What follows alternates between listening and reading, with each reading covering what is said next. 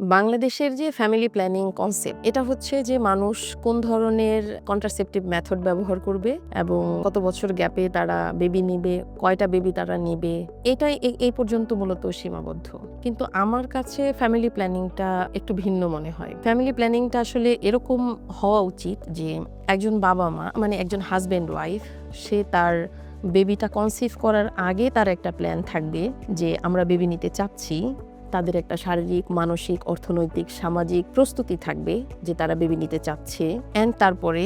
খুব হ্যাপিলি তাদের প্রেগনেন্সি জার্নিটা কাটাবে, খুব সুন্দরভাবে তাদের বেবিটাকে ওয়েলকাম করবে। অ্যান্ড তাদের প্ল্যানিং থাকবে পরবর্তী 5 বছর পর্যন্ত, যদি হাজব্যান্ড ওয়াইফ দুজনেই কর্মজীবী হয় অথবা ওয়াইফ কর্মজীবী না হলেও একটা সন্তান জন্মের পরে, অথবা একজন মা যিনি হোম মেকার তারও যে ডিউটি,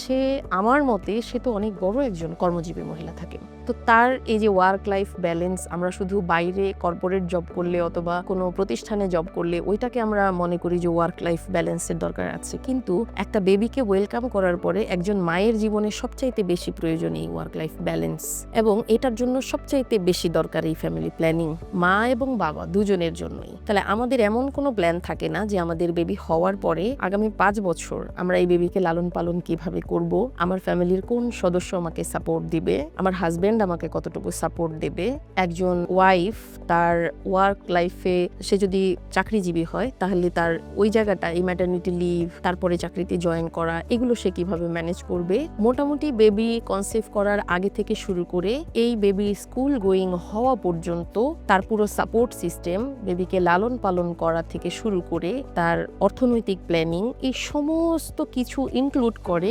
আমার ফ্যামিলি প্ল্যানিং কনসেপ্ট। আমি এইভাবে ফ্যামিলি প্ল্যানিংটা করতে পছন্দ করি এবং অন্যের জন্যও আমি এইটা তৈরি করে দিতে সহযোগিতা করি যে এরকম একটা কনসেপ্ট যদি থাকে তাহলে আপনি দেখবেন যে একজন মা যে পরিমাণ মানসিক হীনমন্যতায় ভোগে তার কনসিভ করার পরে, কিভাবে সে তার ক্যারিয়ার, তার পড়াশোনা, তার শ্বশুরবাড়ি,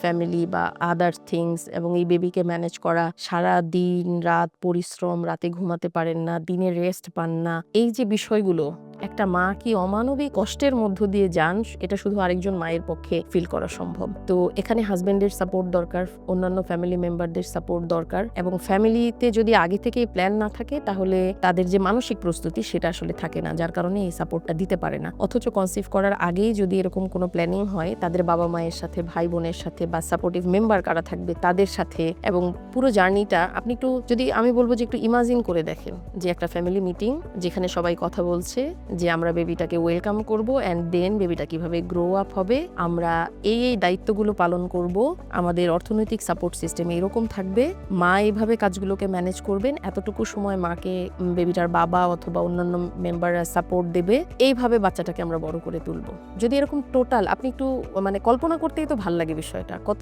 আনন্দের একটা ব্যাপার যে বেবিটা গ্রো করবে, অথচ এইটা হয়ে যায় একটা চরম স্ট্রেসফুল বিষয়। সো আই থিঙ্ক যে ফ্যামিলি প্ল্যানটা এরকম হওয়া উচিত, বাবা মা ফ্যামিলি মেম্বার সহ ফ্যামিলি প্ল্যানিংয়ে ইনক্লুড থাকা উচিত, এবং প্রতিবারই যতবার আমরা একটা ফ্যামিলি যে কয়টা বেবি আসলে তারা অ্যাকসেপ্ট করতে চায় বা রিসিভ করতে চায় ততবারই তাদের এরকম একটা সুন্দর প্ল্যানের মধ্য দিয়ে যাওয়া উচিত। তাহলে আমার মনে হয় যে জীবনটা সুন্দর এবং ব্লেসিংসে পরিপূর্ণ হয়ে উঠতে পারে।